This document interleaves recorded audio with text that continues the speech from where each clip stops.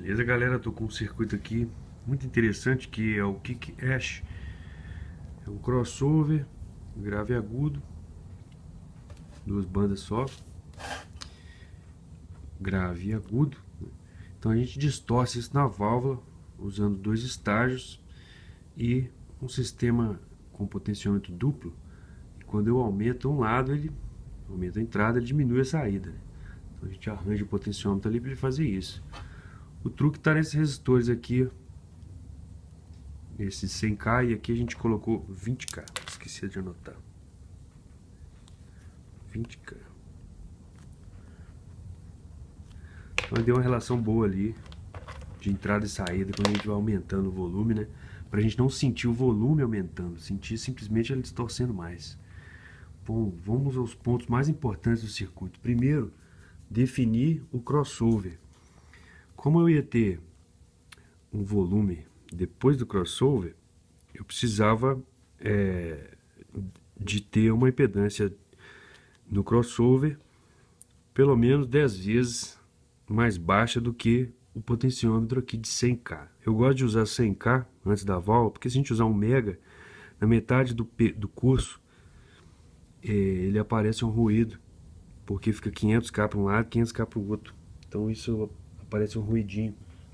100K que resolve o negócio. Beleza? Então eu resolvi fazer um filtro com 20K. 20K. Quando eu uso um transformador de 4.000 para 2.000, né? De 2 para 1, a minha impedância, que deveria ser 10K de entrada, quer dizer, se a gente entender que a impedância aqui é 10K, desse lado aqui ela vai passar a ser 2,5K. Então, usando 20K para aterrar esse LDR e 20K para aterrar esse outro circuito aqui, ó, do LDR, ora, vamos ignorar esse capacitor quando a gente estiver na frequência, longe da frequência de corte, né? Esse capacitor aqui é totalmente ignorado, esse aqui também. Então a gente tem 20K em paralelo com 20K em paralelo com 110 nesse sistema aqui, né? Então vai dar uns 10K. Como eu precisava de 2,5, então esses 10K vai influenciar em perda zero no meu sinal vindo lá. E a gente também não pode brincar com perda, com forçar o circuito, porque a gente está trabalhando no transformador.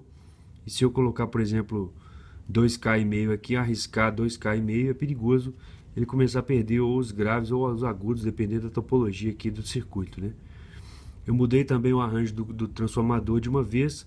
Como a gente precisa somar isso aqui invertido lá no final, no blend, ninguém está invertendo aqui, nenhum dos dois está invertendo, então eu preciso inverter isso no próprio transformador.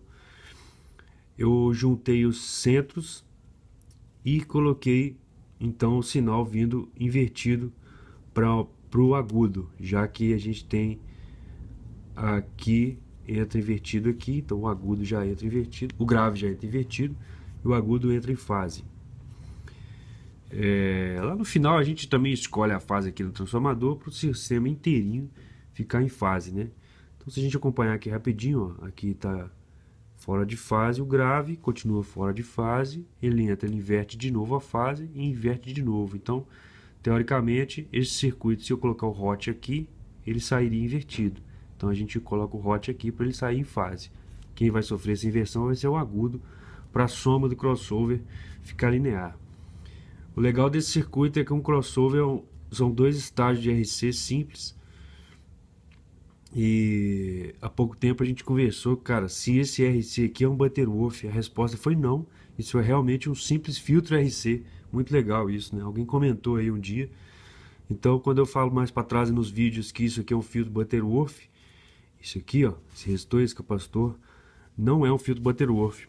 Na nomenclatura correta seria simplesmente um filtro RC, igual o amigo nosso aí falou no comentário. Então a gente só tem a agradecer, né, no caso. Então eu botei dois filtros em série,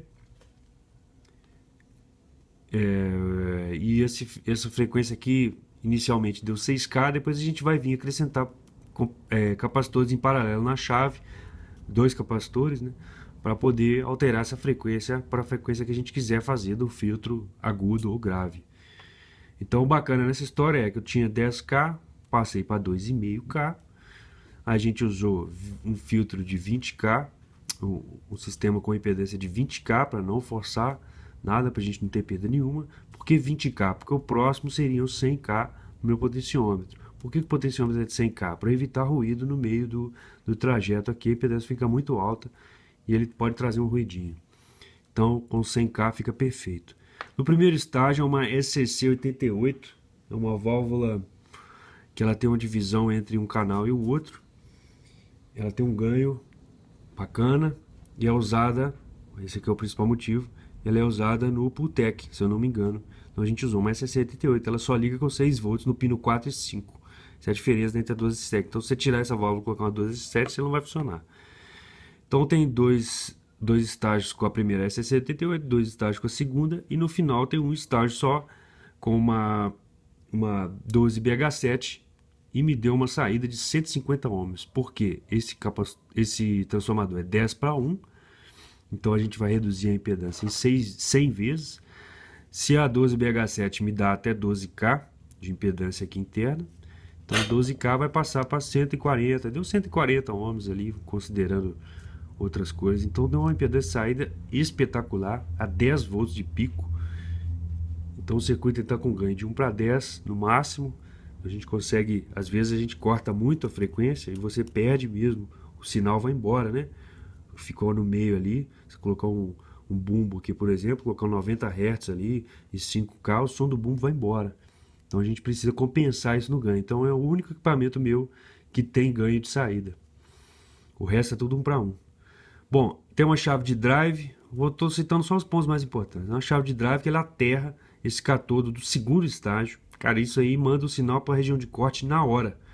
E a diferença desse Keycash para o outro é que ele é todo valvulado e a gente tem distorção no grave. No Keycash tradicionalzão, o outro não tem distorção no grave.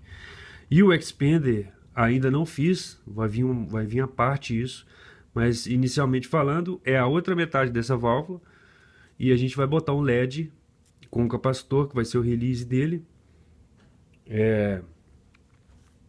No catodo da placa, né? Alimenta direto aqui na tensão alta lá no mais B.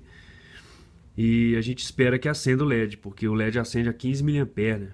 Então ele não vai acender todo, mas vai ser o suficiente para ele abrir o meu Expander lá. No painel também eu botei uma chave que vai me dar o ratio. Outra coisa também que não tem no Keycash tradicional é o ratio. Eu estou até colocando nos novos aí, vão sair agora com o ratio. Então é isso, galera. O blend saiu aqui depois do drive, um blend, a gente usou 100K. Então esse potenciômetro 250K, esse blend misturado com esse potenciômetro aqui me deu um ganho de menos 12 dB. Então quando a gente vira totalmente para o grave, ele perde 12 dB do agudo. Eu acho que é o suficiente para a gente conseguir trabalhar num equilíbrio ali quando der muito drive no agudo. Ou então quiser mais agudo, então a gente tem um ganho aí de 12 dB, né? Beleza? Então é isso aí, foi o Keycash. Em breve eu posto mais coisas. O circuito tá aqui, tá todo aberto, tá lá as 3 válvulas, eu fiz ele todo ponto a ponto no touch. Aqui ó, o circuito de crossover, ficou no painel mesmo, mais próximo dos volumes. Vai ser um circuito extremamente limpo, sem ruído absolutamente nenhum. O capacitor de saída lá ficou um orange drop de 0.47, não é esse esquema aqui. Aqui a gente ligou um resistor de 20K e tirou o capacitor de orange drop, aterrou um lado, 0.47, e o sinal saiu linear. Desse jeito aqui eu perdi 250 Hz, não sei porquê, ainda vou descobrir ainda, mas em função da impedância da válvula, né? Beleza? Então é isso aí.